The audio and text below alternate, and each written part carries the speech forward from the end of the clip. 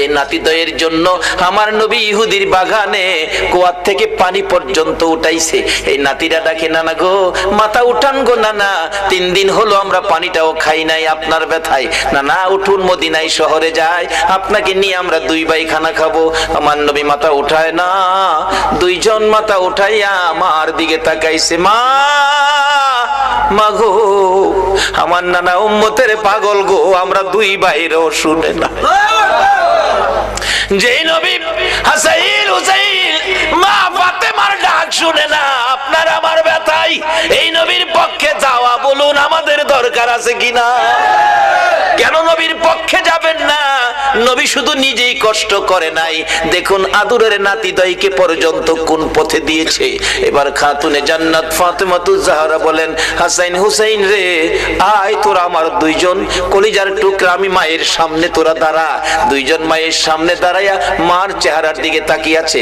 মা 2টা হাত বাড়াইয়া আমার নবীর দিকে তাকাইয়া ডাকে, মাবুদ আমার এতিম বাবারে আর কত কান্দাই মা, আমি ফাতেমা সইতে পারি না গো মাবুদ, আর আমি সহ্য করতে পারি না। এতিম বাবা 3 দিন হলো খাবার নাই, ঘুম নাই, গোসল নাই, আরাম নাই, উম্মতের ব্যথায় কান্দে। মাবুদ গো কত কাঁদবে গো আমার বাবা, আর কাঁদতে দিব না। আমি মা হইয়া 2টা হাত বাড়াইলাম, আমার 2টা সোনার পুতুল, আমার 2টা কলিজার টুকরা হাসাইন আর হুসাইন আমার বাবার উম্মতের নাজাতের জন্য আমি কুরবানি করে দিলাম। আমার আল্লাহ জিব্রাইলকে পাঠাইলেন, জিব্রাইল রে যা আমার বন্ধুর কাছে যা, বন্ধুর কানে খবর দে, বন্ধু যেন আর না কান্দে, বন্ধু যেন না কান্দে, বন্ধুর উম্মতের নাজাতের জন্য মায়ের দোয়া কবুল, মায়ের দোয়া কবুল। কার দোয়া কবুল? কার দোয়া কবুল? মায়ের দোয়া কবুল রে জিব্রাইল, বন্ধুর কানে খবর দে, ফাতেমা সন্তান কুরবানি করেছে, মা দোয়া করে কুরবানি দিয়েছে, আমি আল্লাহ কবুল করেছি, বন্ধুরা আর কাঁদতে হবে না। বন্ধু যেন নাতিদেরকে লইয়া মদিনায় ফিরে যায়, নাজাতের ফায়সালা আমি আল্লাহ করেছি। এই ঘটনার পর মায়ের দোয়ায় আপনার আমার নাজাতের জন্যই হাসাইন হুসাইনের এই বিপদ হয়েছিল।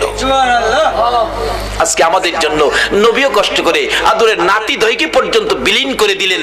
আমরা কি সে নবীর আদর্শে যাইতে রাজি আছি? যে মার দোয়া কবুল হয়, মার সাথে সম্পর্ক পরিষ্কার করতে রাজি আছি? কই কেউ তো করলেন না। সন্ধ্যার সময় বাড়িতে যাওয়ার সময় এই মার জন্য কেউ কিছু নিছেন? মা কি খাইলে খুশি হয় কেউ কি চিন্তা করছেন? নিজে খাইয়া নিজের ছেলে মেয়ের লেগে প্যাকেট করে মারেও দেখাইছে না, নিয়া বিবির হাতে দিছে, খাওয়াইলেও উচিত ছিল মার হাতে দেওয়া। আর বর্তমান সময়ের যুবক বিবির হাতে দেয়, দাওয়াত দিলে দিবেন, না দিলে নাই, আসল কথা কয়ে দিবেন। উচিত ছিল কার হাতে দেওয়া? যদি মার হাতে দিয়ে মাকে খুশি করতে পারো, বাবাকে খুশি করতে পারো, রাসূল হাদিস শরীফে ওয়াজ করেছেন, বিররুল ওয়ালিদাইনি আফদালু মিনাস সালাত ওয়াস সাদাকাত ওয়াস সাওমি ওয়াল হাজ্জি ওয়াল উমরাতি ওয়াল জিহাদি ফি সাবিলিল্লাহ। রাসূল বলছে একটা লোক নামাজ পড়ে, সদকা করে, রোজা রেখে, হজ করে, উমরা করে, আল্লাহর রাস্তায় জিহাদ করে যেই নেকি লইয়া বাড়ি যাইতেছে, আরেকটা লোক মা বাবার খুশির উদ্দেশ্যে বাড়িতে যাওয়ার আগে, বাসায় যাওয়ার আগে, রাত্র 10টা বাজে, বাসায় যাওয়ার আগে ভাবতেছে মাল লেগে কিনিমু, পকেটে হাত দিয়া দেখে মাত্র 20টা টাকা, কিনিমু মাল লেগা। ফলের দোকানের সামনে দাঁড়ায় জিগায় দোকানদার, এক হালি কমলা, 4টা কমলার দাম কত? দোকানদার কয় কমলা 4টার দাম 12টা নিবেন? হ, 50 টাকা। হাত দিয়া দেখে পকেটে মাত্র টাকা 20টা। টাকা হাতে লইয়া 2টা চোখের পানি ছেড়ে দিছে। আল্লাহ গো, ইচ্ছা ছিল মা বাবার লেগা 4টা কমলা নিমু, আমার টাকা নাই। দোকানদার জিগায়, ভাইজান কাঁদতেছেন কেন?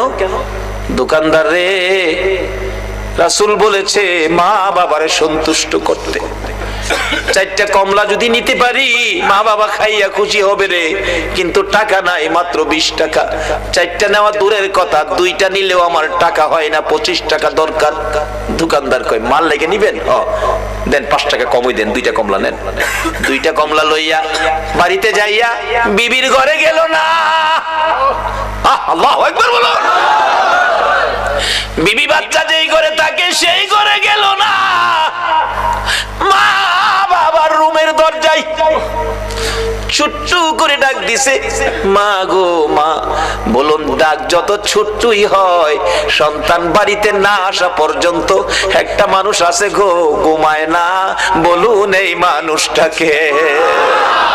মার ঘরের দরজায় দাঁড়ায় ছোট্ট করে ডাক দিলেন, মা, মা গো, ঘুমিয়ে গেছো গো মা।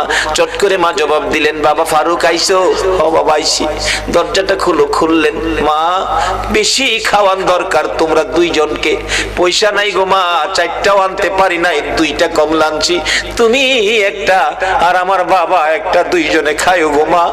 মা বাবা বলুন খুশি হবে না বেজার হবে? আমার নবী বলেছেন, উম্মতের আরে দুইটা কমলা মা বাবার হাতে দিয়ে যা খুশি করেছো, এর বিনিময় ওই লোকটা নামাজ পড়ে, সদকা করে, রোজা রেখে, হজ করে, উমরা করে, আল্লাহর রাস্তায় জিহাদ করে যেই নাকি লিয়া বাড়িতে গেল, মা বাবার খুশির উদ্দেশ্যে দুইটা কমলা হাতে দিয়ে খুশি করে, তোমার আমল নামায় এর চেয়ে বেশি নাকি তুমি পায়া গেলা।